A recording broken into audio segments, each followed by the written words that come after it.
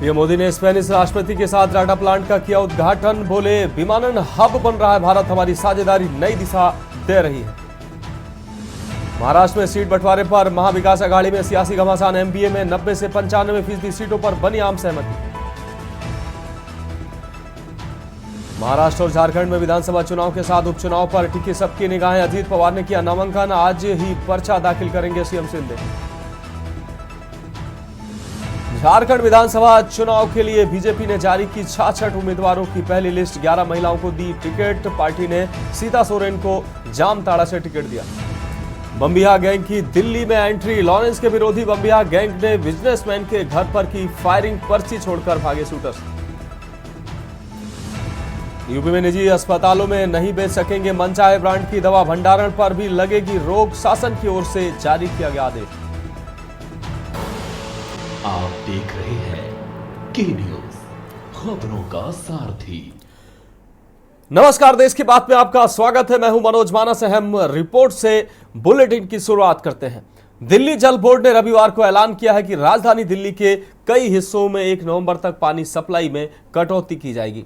ये हिस्से पूर्वी, उत्तर पूर्वी, दक्षिण दिल्ली के कुछ हिस्से हैं और नई दिल्ली नगर पालिका परिषद के कुछ इलाके हैं। वजह है यमुना नदी में अमोनिया की मात्रा जरूरत से ज्यादा होना। इस ऐलान के बाद दक्षिण दिल्ली के साकेत में जल्द से जल्द पानी सप्लाई बहाल करने की मांग को लेकर सोमवार को लोग सड़कों पर उतर आए। ये रिपोर्ट देखिए।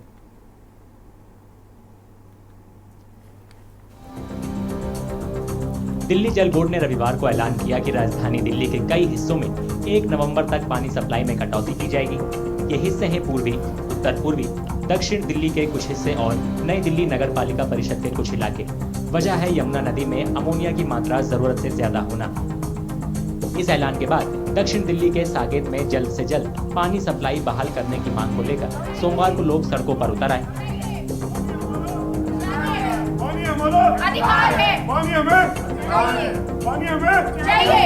डेली कंप्लेंट करी जा रही है अथॉरिटीज़ को, कोई एक्शन नहीं लिया जा रहा है किसी भी प्रकार का। पानी के टैंकर्स मजबूरन मंगाने पड़ रहे हैं जिनके लिए हमें 4-4, 5-5 हज़ार रुपये देने पड़ रहे हैं। और जल बोर्ड के लिए हम पानी के टैंकर के लिए रिक्वेस्ट कर रहे हैं तो उनमें 3-3, 4-4 दिन तक कोई हमारी सुनवाई नहीं हो रही है। So we have to arrange a tankers after every day to complete our requirement. Requested so many times to the Delhi Jal Board Department, but nothing has been done so far. So it is request, please get it done as early as possible to give us the relief. Uttar Pradesh की ऊपरी गंगा नहर दिल्ली के भागीरथी और सोनिया विहार जल संयंत्रों को रोजाना 25 crore gallon पानी सप्लाई करती है। सालाना रखरखाव के लिए 12 अक्टूबर को हरिद्वार से नहर का पानी बंद कर दिया गया था। इससे दोनों संयंत्रों को गंगा पानी की सप्लाई बंद हो गई। अब दोनों संयंत्र 31 अक्टूबर तक पानी के वैकल्पिक स्रोत के रूप में यमुना पर निर्भर हैं। लेकिन दिल्ली जल बोर्ड के मुताबिक यमुना के पानी में मौजूद भारी मात्रा में अमोनिया का ट्रीटमेंट मुश्किल है। यही वजह है कि भागीरथी और सोनिया विहार में सप्लाई लायक पानी का उत्पादन भी 30% कम हो गया है। इससे दिल्ली के बड़े हिस्से में पानी की कमी हो गई है। साकेत के लोगों की शिकायत है कि पानी सप्लाई में कटौती से दिवाली के ऐन पहले उन्हें भारी असुविधा झेलनी पड़ रही है। फेस्टिव सीजन चल रहा है, रोज रोज टैंकर्स मंगवा रहे हैं। टैंकर्स इतने महंगे हैं कि हर रोज लोग अफोर्ड नहीं कर सकते। हर रोज 2-2, 2,500 हज़ार के अब कहाँ से लेके आएंगे। और रोज किसी के घर में कोई ना कोई रह रहा है, रिश्तेदार आ रहे हैं दिवाली इस टाइम में, तो आप बताइए कहाँ से कोई कुछ कर सकता है। मैं सवाल करता हूँ पॉलिटिकल क्लास को और गवर्नमेंट को, किन्होंने उन्हें बोला कि आप ट्रीटमेंट प्लांट की सफाई दिवाली के आसपास कीजिए। ये एक्शन पहले भी ले सकते थे, ये एक्शन दिवाली के बाद भी ले सकते थे।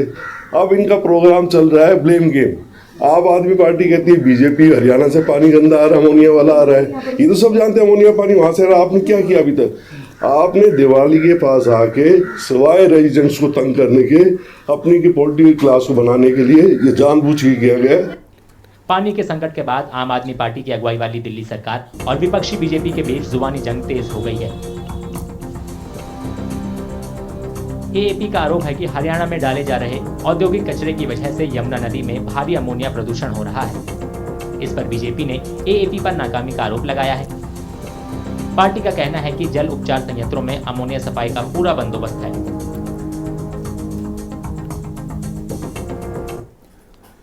दिल्ली का ब्लाइंड रिलीफ एसोसिएशन हर साल दिवाली बाजार लगाता है। 1980 में शुरू हुई इस परंपरा का मकसद दृष्टिबाधितों की बनाई मोमबत्तियां, लैंप और दूसरे सामान दुनिया के सामने लाना है। एसोसिएशन दृष्टिबाधितों को नए कौशल सिखाने और रोजगार में मदद देने के लिए ट्रेनिंग का भी बंदोबस्त करता है। ये रिपोर्ट देखिए। दिल्ली का ब्लाइंड रिलीफ एसोसिएशन हर साल दिवाली बाजार लगाता है। 1980 में शुरू हुई परंपरा का मकसद दृष्टि बाधितों की बनाई मोमबत्तियां, लैंप और दूसरे सामान दुनिया के सामने लाना है। एसोसिएशन दृष्टि बाधितों को नए कौशल सिखाने और रोजगार में मदद देने के लिए ट्रेनिंग का भी बंदोबस्त करता है। जैसे हमारे यहाँ जो स्कूल चलता है, senior secondary school for the blind, पहली क्लास से 12वीं क्लास तक का स्कूल है। फिर उसके बाद हमारा बीएड का कॉलेज चलता है, इसमें दृष्टिबाधितों को सिखाने के लिए तैयार किए जाते हैं, टीचर्स को तैयार किया जाता है, स्पेशल एजुकेटर्स तैयार किए जाते हैं। वोकेशनल ट्रेनिंग के बहुत प्रोग्राम हैं, कंप्यूटर ट्रेनिंग प्रोग्राम है। आपने देखा होगा कि हमारे खासतौर पे जो वोकेशनल ट्रेनिंग का यहाँ पर आपको प्रेजेंस आपको खासी दिखी होगी। वोकेशनल ट्रेनिंग जिसमें मल्टी स्किल वाले जो ट्रेनीज हैं वो मोमबत्तियाँ बना रहे हैं, कपड़े की चीज़ें बना रहे हैं और पेपर मशी की आइटम्स हैं और बहुत सारी चीज़ें। हमारी रेंज काफ़ी बढ़ती जा रही है। इस साल 240 स्टॉल में रंग बिरंगी मोमबत्तियां और तरह तरह के खूबसूरत दिए आकर्षण का केंद्र बने हुए हैं।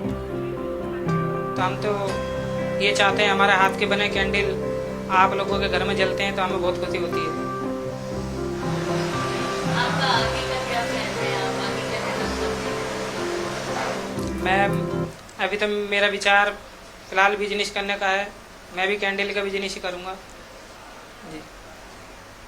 कितने साल से आप यहाँ पर दिवाली में इस तरह से मोमबत्तियाँ बना रहे हैं? कितना समय हो गया? मैम मुझे 5 महीना हो गया। दिवाली बाजार दृष्टि बाधितों को सहयोग देने का नायाब मौका होता है। हर साल मैं यहीं से लेती हूँ अपने दिए and I feel nice buying from here because एक तो हैबिट सी बन गई है कि यहीं से लेना है एंड वन फील्स नाइस कि आप ब्लाइंड स्कूल को इनकरेज कर रहे हैं। So it's a good thing, in the end it's a good thing. Diwali बाजार दृष्टि बाधित मालिश करने वालों को अपना हुनर दिखाने का भी मौका देता है। इन्हें एसोसिएशन में ट्रेनिंग दी गई है। हम लोग मसाज में इक्विप प्रेशर देते हैं और इक्विप प्रेशर के बाद ऑयल मसाज, स्वीडिंग मसाज देते हैं। हम इक्विप प्रेशर जब पॉइंट्स दबाती है और ऑयल मसाज में जब ऐसे स्वीडिंग रिलैक्स के लिए हम। बाजार में देश भर से लाए गए आकर्षक सजावटी और जरूरी सामान उपलब्ध हैं। इनमें डिजाइनर कपड़े, जूते, गहने, हैंडबैग, सजावटी सामान, पारंपरिक शिल्प, उपहार देने लायक आइटम, कॉस्मेटिक्स, खिलौने, बागवानी, हर्बल उत्पाद और पैकेज्ड फूड भी हैं।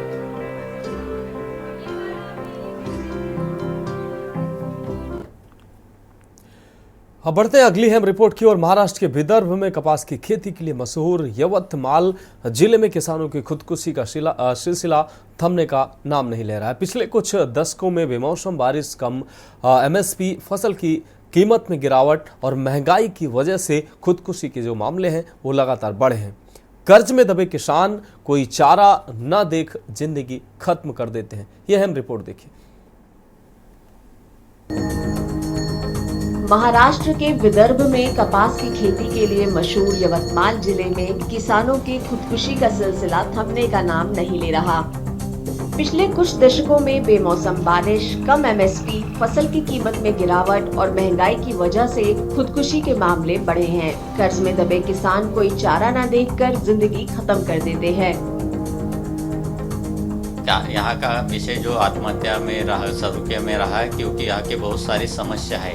10-15 साल से एक ही रेट में वो अपने माल बेच रहे हैं, उसको फसल को सही दाम नहीं मिल रहा है। कपास कम से कम 10,000 के ऊपर होना था, वो नहीं है।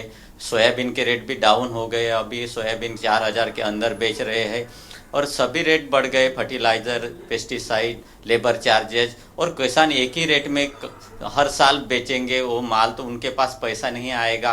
और सभी उसको जो लागत है लागत बढ़ गई है, इसलिए वो जो उसका परिवार नहीं चल पा रहा है। बहुत सारी समस्या है। बारिश आती है, माल है, इसमें माल नहीं अच्छा, भाव नहीं है माल को, क्या करने का।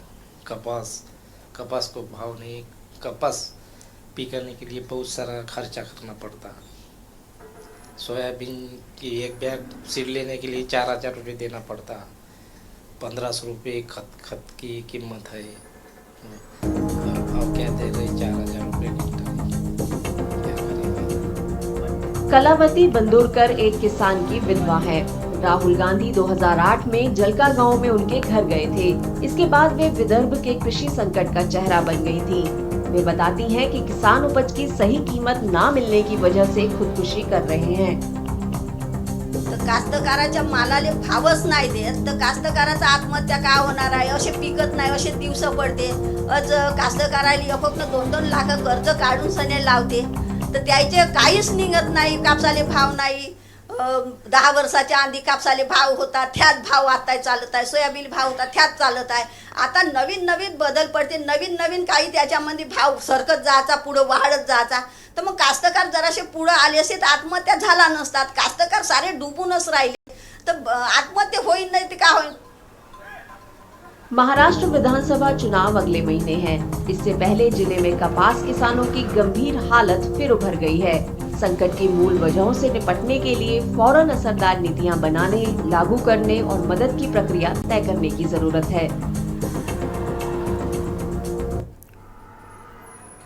अब बात करते हैं अगली अहम रिपोर्ट की। महाराष्ट्र के यवतमाल जिले में आदिवासी किसानों का एक समुदाय कोलामी भाषा बोलता है। इस भाषा पर लुप्त होने का खतरा मंडरा रहा है। कोलम आदिवासी बताते हैं कि अभ्यास के कम मौके, पढ़ाई लिखाई के साधनों की कमी, शहरों में पलायन और गरीबी इसकी मुख्य वजह है।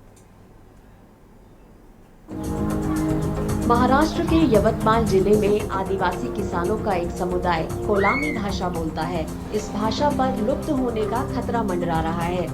कोलम आदिवासी बताते हैं कि अभ्यास के कम मौके, पढ़ाई लिखाई के साधनों की कमी, शहरों में पलायन और गरीबी इसकी मुख्य वजह है।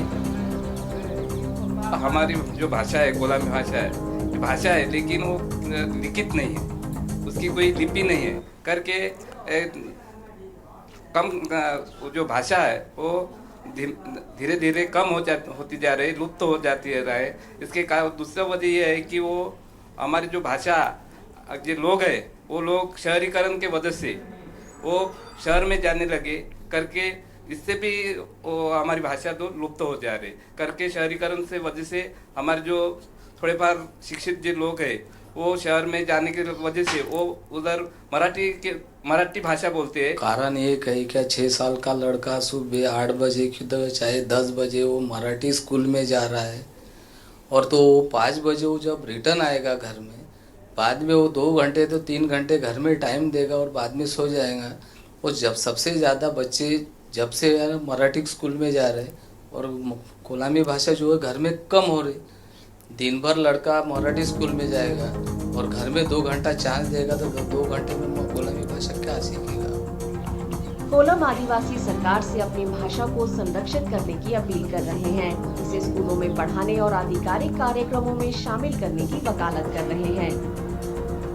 हे कसं आहे म्हणजे आता शाळेत गेले तर मराठी शिकते आणि इथं कसं आहे आले का म्हणजे 1-2 घंट्यामध्ये म्हणजे कोलामी भाषा म्हणजे विसरून जाते ना, सकाळ संध्याकाळ म्हणजे मराठीच बोलते मग नाव पोरं मी शाळेतून येते का नाही। मग त्याच्यासाठी म्हणजे कसा आमचा जो मास्तर राहिला कोलाम शिकवणारा तो म्हणजे कोलामी भाषा शिकवू शकते। आणि हे कसे आहे पोरायले म्हणजे कसे मराठीतून आले का बस गावातून का इथं बोलून जाते, नुसते मराठी बोलत राहते, मग कोलामी भाषा विसरून जाते। म्हणजे कसं आहे म्हणजे पुढच्या पिढीमध्ये म्हणजे म्हणजे कोलामी भाषा म्हणजे राहणारच नाही आहे ना। कोलम समुदाय अपनी संस्कृति और विरासत पर खतरा महसूस कर रहा है, लिहाजा आने वाली पीढ़ियों के लिए अपनी भाषा को महफूज रखने के लिए सरकार से फौरन कार्रवाई करने की अपील कर रहा है। अब बात करते हैं अगली खबर की। खबर मुंगेली से है, जहां धान उपार्जन केंद्र में फर्जीवाड़ा करने वालों पर पुलिस ने बड़ी कार्रवाई की है। पुलिस ने धान उपार्जन केंद्र ग्राम बिचारपुर शुक्ला भाटा में 18,72,400 रुपए के फर्जी वाड़े के आरोपी खरीदी प्रभारी वेद प्रकाश गवेल को गिरफ्तार किया। इसी तरह धान उपार्जन केंद्र ग्राम सिंघनपुरी में 25,37,939 रुपए के फर्जी वाड़े के आरोपी खरीदी प्रभारी होरीलाल जायसवाल को भी पुलिस ने गिरफ्तार किया है। धान उपार्जन केंद्र पथरिया ग्राम जुनवानी में 11,04,158 रुपए के फर्जीवाड़े में खरीदी प्रभारी भीखम वर्मा को भी गिरफ्तार किया गया है। बता दें कि छत्तीसगढ़ में राज्य में शासन को फर्जीवाड़ा कर कुल 55,14,497 रुपए की छत पहुंचाई गई थी। इस मामले की तीन अलग अलग थानों में एफआईआर दर्ज कराई गई थी। पुलिस ने गिरफ्तारी के बाद तीनों आरोपियों को जेल भेज दिया है।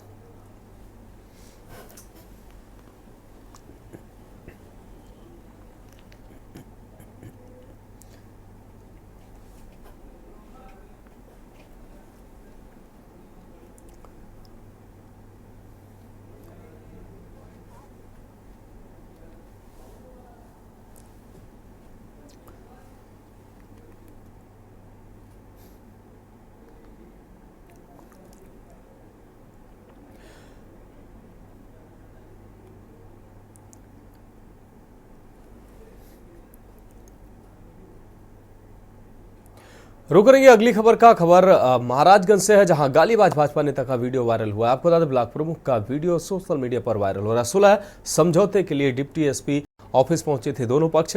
डिप्टी एसपी डिप्टी ऑफिस में ही गाली गलौज करते नजर आए दोनों। सत्ता के नशे में चूर ब्लॉक प्रमुख राकेश मदेशिया डिप्टी एसपी के सामने ही गालियों की बौछार लगाई। ब्लॉक प्रमुख के सामने बेबस दिखे डिप्टी एसपी।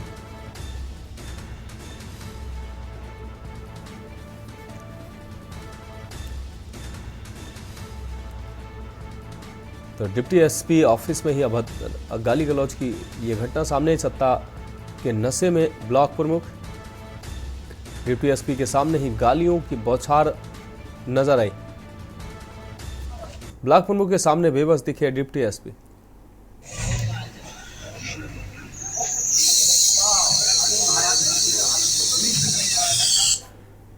तो फिलहाल खबरों में वक्त एक ब्रेक का है, जल्द हाजिर होंगे। आप देख रहे हैं के न्यूज, खबरों का सारथी। ब्रेक के बाद एक बार फिर से खबरों में आपका स्वागत है। खबर कानपुर से है, जहां कानपुर के हाई प्रोफाइल एकता हत्याकांड ने राजनीतिक रंग ले लिया है। जिम ट्रेनर द्वारा महिला की अपहरण के बाद हत्या कर 100 जिलाधिकारी आवास परिसर में दफनाने के मामले में पीड़ित परिवार से मिलने सपा का डेलीगेशन पहुंचा। सपा विधायक अमिताभ वाजपेयी, सपा विधायक मोहम्मद हसन रूमी पीड़ित परिवार के घर पहुंचे। मामले में पीड़ित के घर सपा विधायकों ने सीबीआई जांच की मांग के साथ लापरवाह पुलिस अधिकारियों पर कार्रवाई की मांग की है। हाई प्रोफाइल हत्याकांड के बाद से लगातार कानपुर पुलिस की किरकिरी हो रही है। हत्याकांड की पुलिस या थ्योरी पर अब भी अनेकों सवाल उठ रहे हैं। ये संवेदनशील घटना हुई है। हर परिवार कहीं ना कहीं डर गया है। जिस पर आप भरोसा करते हैं वही अगर भरोसा तोड़े, और जिनसे उम्मीद करी जाती है कि हमारी मदद करेंगे वो तंत्र ही हमारी मदद ना करे, तो ऐसे में भरोसा टूटता है। ये घटना किसी भी परिवारिक व्यक्ति को अंदर तक हिला देने वाली है। जब पहले दिन ये गुमशुदगी हुई थी तभी परिवार ने आशंका व्यक्त कर रही थी कि अनहोनी हो गई। जब वो गाड़ी मिल गई थी और गाड़ी के अंदर रस्सी और क्लचर जिससे संघर्ष के निशान दिख रहे थे, कहीं ना कहीं संघर्ष किया गया है, तभी परिवार ने आशंका व्यक्त करी थी कि अनहोनी हुई है। लेकिन पुलिस ने इस मामले को बहुत ही हल्के में लिया और एक जैसे रूटीन टरकाया जाता है ऐसे टरकाने का प्रयास किया। हम लोगों ने भी प्रयास किया, कई बार अधिकारियों से बात करी कि इसको गंभीरता से लीजिए, मामला गंभीर दिखता है, पर उस तरह गंभीरता नहीं हुई और ये घटना घटित हो गई। हम समझते हैं ये घटना की जो स्टोरी अभी तक आई है, जो कहानी अब तक बताई गई है मीडिया के माध्यम से, अधिकारियों के माध्यम से, वो अभी हम लोगों को भी पूरे तरीके से हजम नहीं हो रही, ना परिवार को हजम हो रही। देखिए, हम लोग पीड़ित परिवार से उनके दुख को साझा करने आए हैं और ये बहुत ही हृदय विदारक घटना है। जिस तरीके से डीएम कंपाउंड के अंदर, डीएम कंपाउंड के बिल्कुल गेट के बाहर जिस तरीके से 8 फीट गहरा गड्ढा खोदकर आरोपी ने लाश को ठिकाने लगाया और 4 महीने बाद वो लाश निकल के आई, और जबकि पहले दिन से उनके पति का ये आशंका थी अगर उसी के इर्द गिर्द जाँच हो जाती तो हमें लगता था कि वो फौरनी वर्कआउट हो जाता। लेकिन इतना गंभीर मामला और इतने गंभीर मामला होने के बाद 4 महीने बाद अगर कोई चीज़ हत्या के बाद वर्कआउट हुई तो मैं समझता हूँ ये एक इसमें प्रश्न चिन्ह लगता है। और मेरी तो मांग है कि इसमें CBI की जांच कराई जाए, क्योंकि DM कंपाउंड का जब नाम इन्वॉल्वमेंट हो रहा है तो ये प्रशासन और शासन और सरकार को सोचना चाहिए।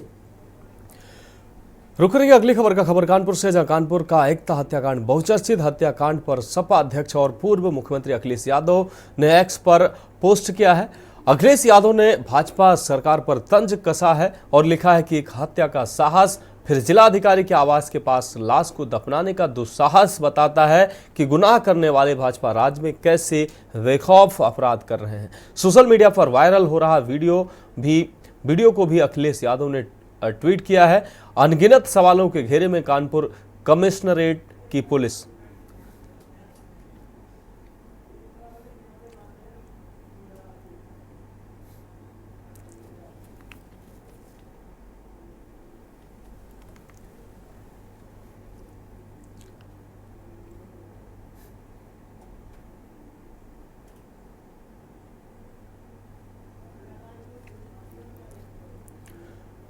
बढ़ेंगे अगली खबर की ओर। खबर सिद्धार्थनगर से, जहां पति से परेशान होकर 6 बच्चों की मां बच्चों के साथ आत्महत्या करने का अमानवीय प्रयास किया। महिला ने नेशनल हाईवे के बीच सड़क पर बच्चों को साथ महिला सड़क पर लेट गई। महिला के इस रवैये से राहगीर परेशान हो गए। सड़क से मीटिंग में जा रहे SDM डॉक्टर संजीव दीक्षित व प्रदीप कुमार यादव व CO मयंक द्विवेदी की सूझबूझ से महिला को बच्चों सहित सड़क से किनारे लाया गया।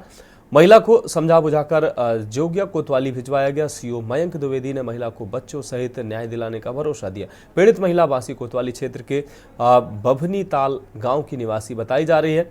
जोगिया कोतवाली के SSB कैंप के सामने सड़क की यह घटना बताई जा रही है।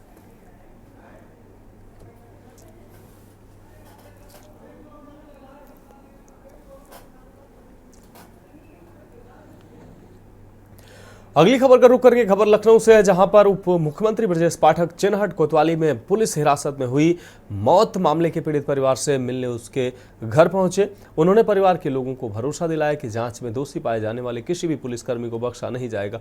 लापरवाही उजागर होने पर सरकार उच्च अधिकारियों के खिलाफ भी प्रावधानों के तहत कार्रवाई करेगी। उप मुख्यमंत्री ने कहा कि सरकार पीड़ित परिवार के साथ खड़ी है, इसलिए अन्य समस्याओं का यथोचित समाधान कराया जाएगा।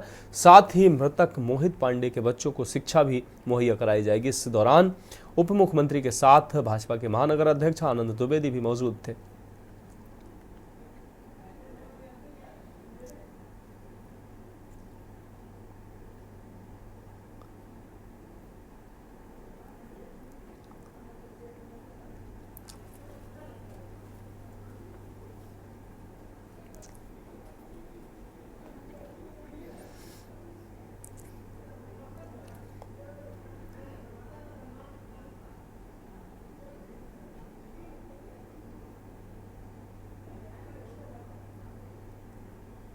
मोहित पांडे जी को घटना है, बहुत ही दुखद है। जितनी भी भर्त्सना की जाए वो कम है। घटना की उच्च स्तरीय जांच चल रही है। जो भी दोषी हैं उनके खिलाफ कड़ी कार्रवाई होगी। किसी भी स्थिति में उन्हें बख्शा नहीं जाएगा। पूरी सरकार पीड़ित परिवार के साथ खड़ी है। इनको जो भी बच्चों को आगे पढ़ाने में, आगे परिवार को चलाने में दिक्कतें होंगी, हम पूरे परिवार के साथ पूरी सरकार खड़ी है और कड़ी से कड़ी सज़ा मिले, हम इस बात के लिए पैरवी करेंगे। मुकदमा दर्ज हुआ, अभी तक गिरफ्तारी भी होगी, सस्पेंशन भी होगा और हर स्थिति में पीड़ित परिवार को न्याय मिलेगा। सर, मोहित जी की पत्नी और उनके परिजन आज मुख्यमंत्री जी से मिले हैं, उसके बाद आपने भी बंद कमरे में बात की है, क्या समस्या उन्होंने आपसे बताया? उनकी कुछ समस्याएं हैं, हम उनका निस्तारण करेंगे और पूरी सरकार पीड़ित परिवार के साथ खड़ी है। इनको हम न्याय दिलाकर रहेंगे और हर स्थिति में इनको न्याय मिलेगा और जो भी दोषी होगा उसके खिलाफ कड़ी से कड़ी कार्रवाई होगी। यदि जो ऊपर के ऑफिसर्स हैं, यदि उनकी भी किसी स्तर पर लापरवाही पाई गई, उनके खिलाफ भी कार्रवाई होगी।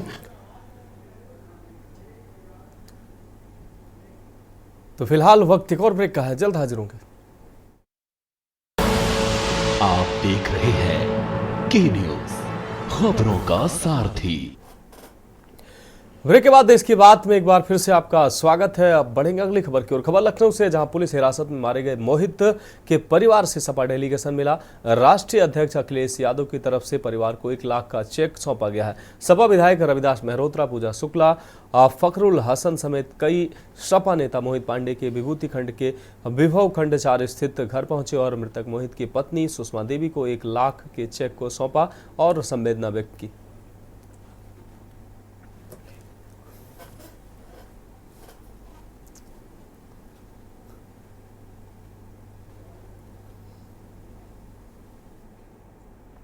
बढ़ेंगे अगली खबर की ओर। सोमवार को मुरादाबाद पहुंचे कांग्रेस प्रदेश अध्यक्ष अजय राय ने जेल में बंद संभल के जिला अध्यक्ष विजय शर्मा से मुलाकात की है।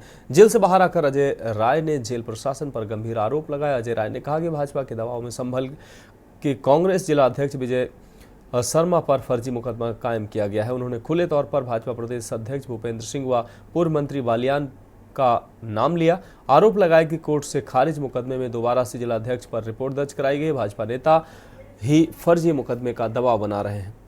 कांग्रेस प्रदेश अध्यक्ष ने कहा कि पुलिस कस्टडी में मौत, डीएम कंपाउंड में महिला का शव मिलने जैसी घटनाएं बयां कर रही कि प्रदेश में जंगल राज है। कांग्रेस इसे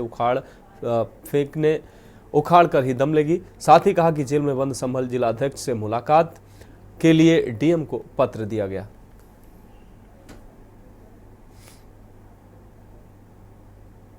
निश्चित तौर से हमारे जिला अध्यक्ष, हमारे कांग्रेस के नेताओं के कहने पर आप सब लोग यहाँ आए हैं। मैं हृदय की गहराई से आपको धन्यवाद ज्ञापित करता हूँ। मैं कल मुरादाबाद आया था अपने प्रदेश के उपाध्यक्ष रिजवान जी के भतीजे के अकीका में, और फिर हम लोगों ने पहले से तय किया था कि हमारे जो जिला अध्यक्ष विजय शर्मा संभल के, उनको फर्जी मुकदमे में फर्जी तरीके से उनको जेल भेजा गया है। और भाजपा के दबाव में मैं स्पष्ट करना चाहूँगा कि भाजपा के जो प्रदेश अध्यक्ष हैं भूपेंद्र चौधरी और एक पूर्व मंत्री हैं, कोई वालियान नाम है उनका, उनके दबाव में पूरी तरीके से हमारे जिला अध्यक्ष को प्रताड़ित किया जा रहा है, परेशान किया जा रहा है और उनको जेल भेजा गया।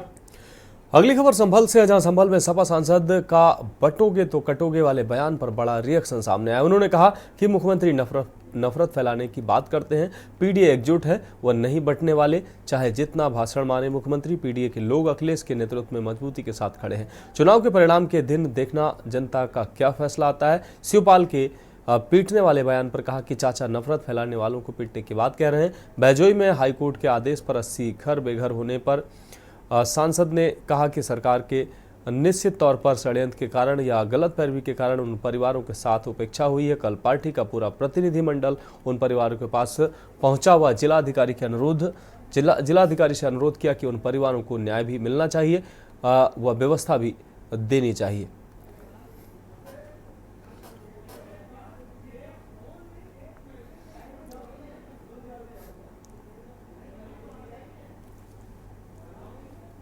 तो आप देखोगे उत्तर प्रदेश की जनता का क्या फैसला। अगली खबर गाजीपुर से, जहां उत्तर प्रदेश सरकार की तरफ से पूरे प्रदेश के 4000 मदरसे की जांच एसआईटी को, आपको बता दें, एटीएस को सौंपी गई है। मदरसों को फंडिंग कहां से होती है, इस बात की जांच एटीएस के द्वारा की जाएगी, जिसको लेकर गाजीपुर जनपद के अल्पसंख्यक विभाग को भी पत्र आया है। उसे पत्र के आधार पर जनपद के 11 मदरसे चिन्हित किए गए हैं, जो पिछले 2 दशक से भी ज़्यादा समय से गैर मान्यता प्राप्त रूप से संचालित किए जा रहे हैं। इन लोगों की जांच के लिए अल्पसंख्यक विभाग ने एटीएस को लिस्ट भेज दी है। इसके बाद एटीएस अब इन लोगों के आने वाले फंडिंग की जाँच करेगी कि इन लोगों की फंडिंग किस तरह से और कहाँ से की जाती है। जिला अल्पसंख्यक अधिकारी सच्चिदानंद तिवारी ने बताया कि शासन के द्वारा ऐसे मदरसों की लिस्ट मांगी गई थी जो गैर मान्यता प्राप्त हैं। इस तरह के 11 मदरसे सामने आए जिन्होंने कभी भी अपने मदरसे की मान्यता के लिए विभाग में पहल नहीं की है।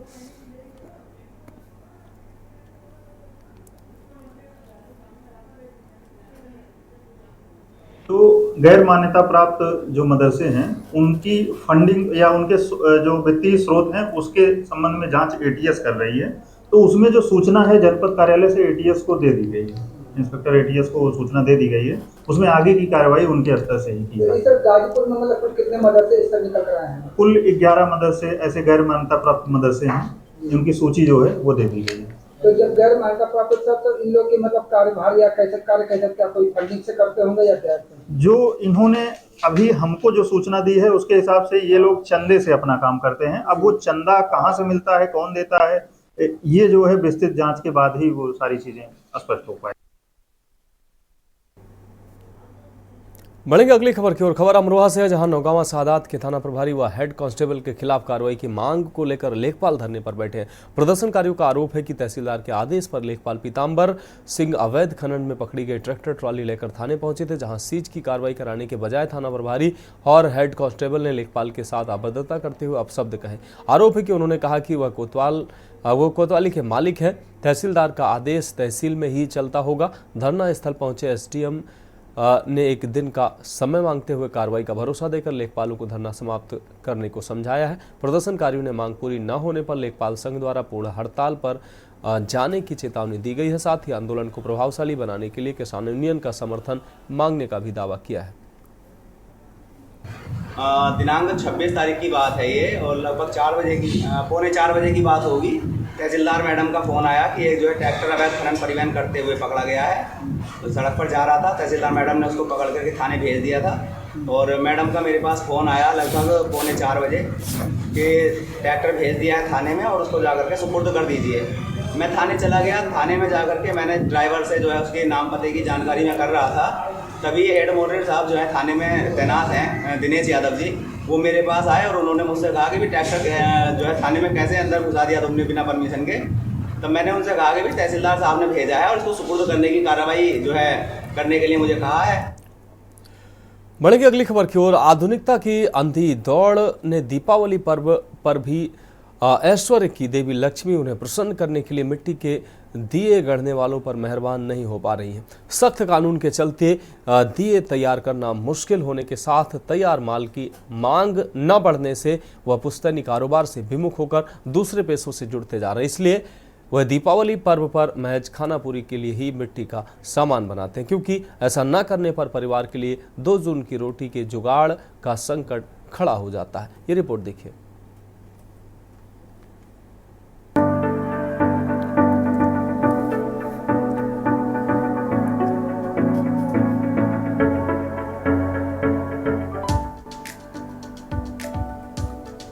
विद्युत उपकरणों के इस्तेमाल ने मिट्टी के बर्तनों को, खासकर सुराहियों व घाड़ों का कारोबार पहले से मंदा है। अब दीपावली पर भी बहुतायत लोगों दियों के बजाय बिजली की चाइनीज झालरों का इस्तेमाल करते हैं। मिट्टी के बर्तन सहित अन्य सामान बनाने वाले पुश्तैनी, कुम्हारी और कला कारोबार से जुड़े महिलाओं और पुरुषों का कहना है कि दीपावली पर मांग जरूर बढ़ जाती है, लेकिन पूरे साल परिवार के भरण पोषण का इंतजार नहीं हो पाता है। अब मिट्टी के दिए का उपयोग महज पूजन तक सीमित होकर रह गया है। जी यही मिट्टी के दिए जाए बनाते हैं जी। और क्या दिक्कत आती है? दिक्कत तो जी मट्टी नहीं मिलती। किसानों के खेत में तो खोदन जा मट्टी में लड़ाई बजाते हैं हमारे साथ। हम वहाँ से बुग्गी लेके खा लिया जाते हैं, फिर सोचते हैं मगर क्या करें, फिर कुछ ना कुछ जगह ढोर करते हैं, मिट्टी नहीं मिलती जी। कितने लगभग जो है साल भर में आप जो है कितने परिवार लोग काम कर रहे थे? अजी परिवार तो इसमें 3-4 ही परिवार काम कर रहे हैं जी। बंद कर दिया जी सबने, मिट्टी नहीं मिल रही जी। पर ये है दीपावली है जी, दीपावली में दियों की डिमांड कैसी है? ये दीवों की डिमांड तो उस दिन तो मोमबत्ती चली है, LED बल्ब चले हैं, और जी और ये लीची वीची चली है। इनकी वजह से चाइनीज माल आ रहा है, इनकी वजह से डिमांड कम होगी दीवों की। क्या चाहते हैं कि मार्केट में जाए? अजी मार्केट में हमारा दीवा बिका, हम मेहनत करते हैं जी। 5-7 परिवार हमारे इस काम को कर रहे हैं, और ये कुछ कर रहे हैं, कुछ ने छोड़ दिया। दिक्कतें आती हैं बहुत, मिट्टी नहीं मिल पाती, और जो सरकार की तरफ से जो सुविधा चल रही है हम तक नहीं पहुंच पाती है। जैसे कि चाक वगैरह हुए, और ये मशीन हुई, मिट्टी गूंदने की मशीन आती है, ऐसी कोई सुविधा नहीं हमारे पास है। तो जी इस कारण मेहनत को देखते हुए हम बस यहीं तक सीमित है, आगे हम बढ़ नहीं पाते हैं। माल जो है हमारा जब जाएगा जब ही हमारे पास पैसा आएगा। ये दिक्कत है जी बहुत तगड़ी। मार्केट में चाइनीज दिया आया है जी। क्या उनके अपेक्षा में आपके इनकी उठान ज़्यादा हुई या कम हुई, क्या दिक्कत आ रही है उनकी का मार्केट? चाइनीज माल को देखते हुए हमारे माल की डिमांड कम होगी। काम करते नहीं है कि मिट्टी मोल के खरीद रहे हैं, फिर उसमें पड़ता नहीं आ रहा। हम लोग चाक चौक भी हमारे पे ऐसे ही है, गवर्नमेंट एक आपको जो है हाथ तो फेरने फिर रहे हैं चाक। जो चाक आपको गवर्नमेंट ने कहा था कि हम आपको हमारा परमिट चाहिए और चाक देंगे, क्या आपको गवर्नमेंट की तरफ से सुविधा ना जी, ना मिट्टी मिली ना मिले चाक, हमें तो मिले नहीं जी। तो आपको क्या लग रहा है कि मतलब जो परिवार आने वाले टाइम में ये परिवार काम बंद कर देंगे? जी काम तो बंद कर ही देंगे जी, सामान नहीं मिलने का। तो आप जो है कितने ऐसे बच्चे हैं जो आपके साथ काम कर रहे हैं, कितनों ने परिवारों ने अजी बच्चे तो जो छोड़ रहे हैं काम को, जब सामान नहीं मिल रहा बच्चे कहाँ तक करेंगे सर। तो आज देखे रेट क्या लग किस भाव बिक रहा है आपको? रेट राट भी कुछ नहीं मिल रहा, अगर इसकी मेहनत को देखकर कुछ नहीं रेट मिल रहा है।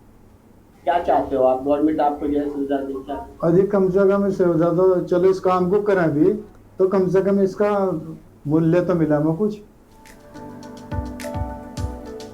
इसलिए दूसरे पेशों से परिवार का भरण पोषण करने वाले त्योहारों पर भी पुश्तैनी धंधे से नहीं जुड़ते हैं। बाकरोड गांव निवासी कुम्हार संजय कुमार चिकनी मिट्टी का इंतजार कर पाना मुश्किल बताते हैं। दीपावली पर दिए बनाकर कुम्हार परिवार त्योहार मनाने भर का मुनाफा नहीं कमा पाते हैं। इस तरह अमित कुमार भी कुम्हारी व्यवसाय की दुश्वारियां गिनाते हैं। मैं यही कहना चाहता हूं, आज की तारीख में जो प्रजापति कुम्हार जो होते हैं, ये नई पीढ़ी का जो युवा है, ये इस काम से प्रेरित इसलिए करते हैं क्योंकि इनको मिट्टी दूर से लाना पड़ता है खरीद के। किसानों का खेत, किसान ऐसे उठाने नहीं देता अपने खेत से मिट्टी, और बनाने में बहुत मेहनत होती है। और सच्चाई तो ये है, मिट्टी जो होती है, मिट्टी का दीवा होता है, मिट्टी का जो घड़ा होता है, वो शुद्धता का प्रतीक होता है। आज की तारीख में मार्केट में जो चाइनीज आइटम आ गए हैं, वो उन्होंने कहीं कुम्हार को पीछे धकेल दिया है।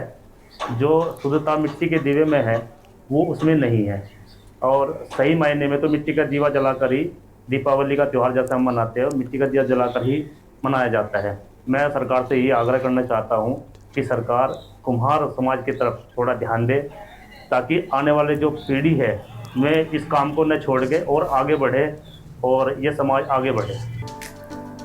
कुम्हार कला से जुड़ने वचन सिर्फ उर्फ बचना भी रोजी रोटी कमाने को टेढ़ी खीर बताते हैं। इसी तरह पंडित श्रीपाल शर्मा कहते हैं कि आग में पकाकर तैयार किए गए मिट्टी बर्तन पवित्र होते हैं। साथ ही दीपावली पर जलाए जाने वाले दिन तमाम सीजनल किट समाप्त कर देते थे। इसलिए पूर्वजों की वैज्ञानिकता को अमल में रखने की आवश्यकता है। सहारनपुर से कासिफ खान की रिपोर्ट।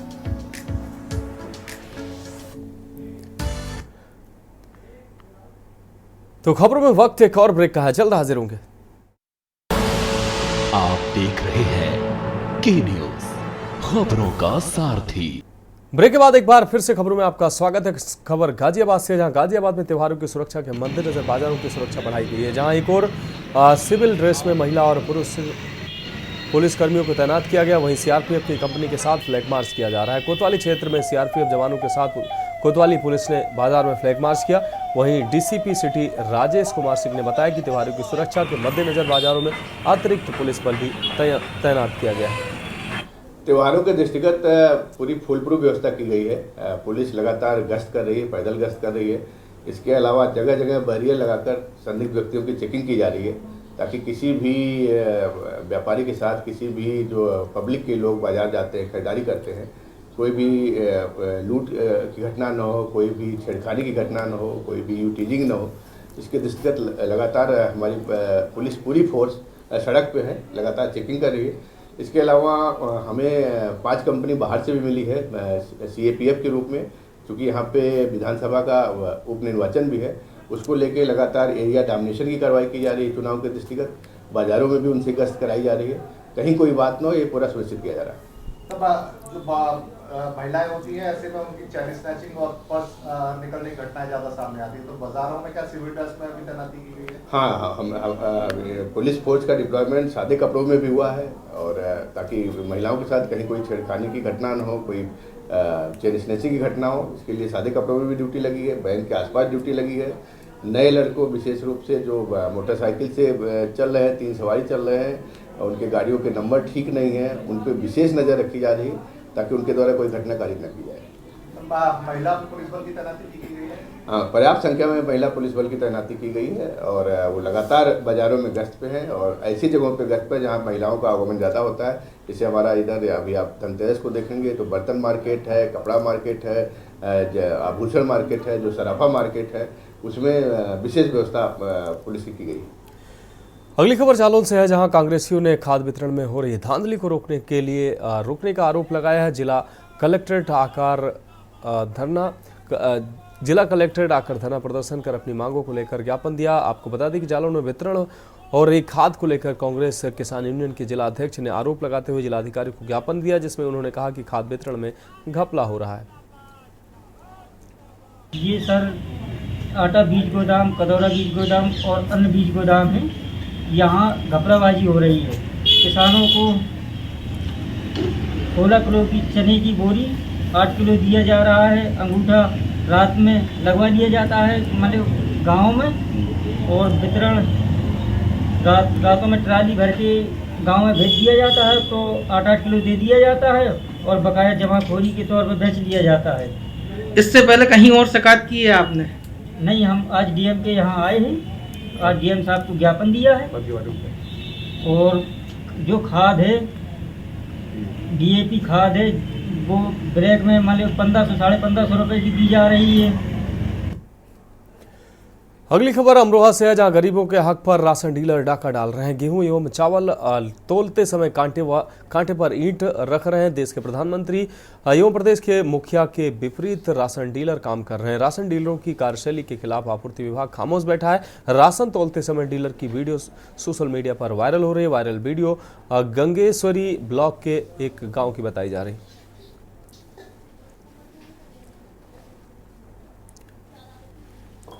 एटा के जोथरा थाना परिसर में सिपाही का रिश्वत लेते वीडियो वायरल हुआ। जोथरा थाना में खाकी के 24 घंटे के अंदर ये दूसरी करतूत सामने आई है। पुलिस मुखिया ने दोनों प्रकरण को तत्काल प्रभाव से संज्ञान में लिया। रात में दरोगा द्वारा युवक की कुटाई तो दिन में रिश्वत लेने का ये वीडियो सामने आया है।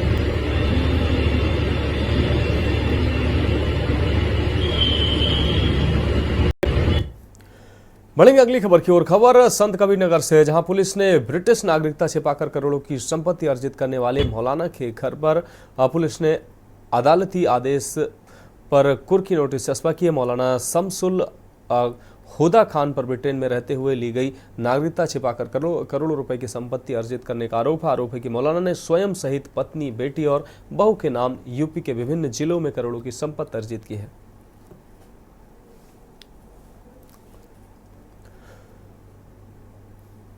अगली खबर मऊ से, जहां कागजों के अनुरूप सड़क निर्माण कार्य करके लूट रहे सरकारी पैसे को ठेकेदार व जेई सड़क में घटिया निर्माण होने पर ग्रामीणों ने विरोध प्रदर्शन किया है। सड़क निर्माण करते समय सड़क पर मोटी गिट्टी नहीं डाली गई है, केवल कागजों में ही मोटी गिट्टी डालने का काम हो रहा है। ग्रामीणों का कहना है कि सड़क निर्माण आपको बता दें, सड़क निर्माण में मोबियाइल डालकर सड़क बनाई जा रही है।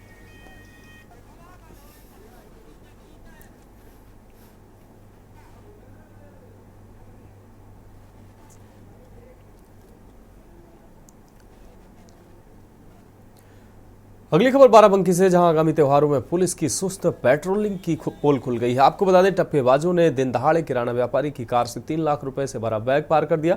कार की डिग्गी में माल लादते समय ड्राइवर सीट के बगल में रखा रुपयों से भरा बैग टप्पेबाजों ने पार कर दिया। घटना की सूचना पीड़ित दिलसाद निवासी हसनपुर टांडा ने पुलिस को जानकारी दी। मौके पर पहुंची पुलिस ने घटना की जाँच शुरू कर दी है। माल लोड कर रहे थे, डिग्गी खुली हुई थी और हार्ड का जो आगे सीट पर रखा हुआ था, हम अंदर सामान लेने चले गए। इतने नहीं बैग गए। बैग में क्या था? बैग में 3.5 लाख रुपये कैश था। किस काम के लिए लाए थे? जिनका पेमेंट बाकी था उनको पेमेंट देना था और सामान लेना था। कितने बजे की घटना है? किसी को देखा करते हो?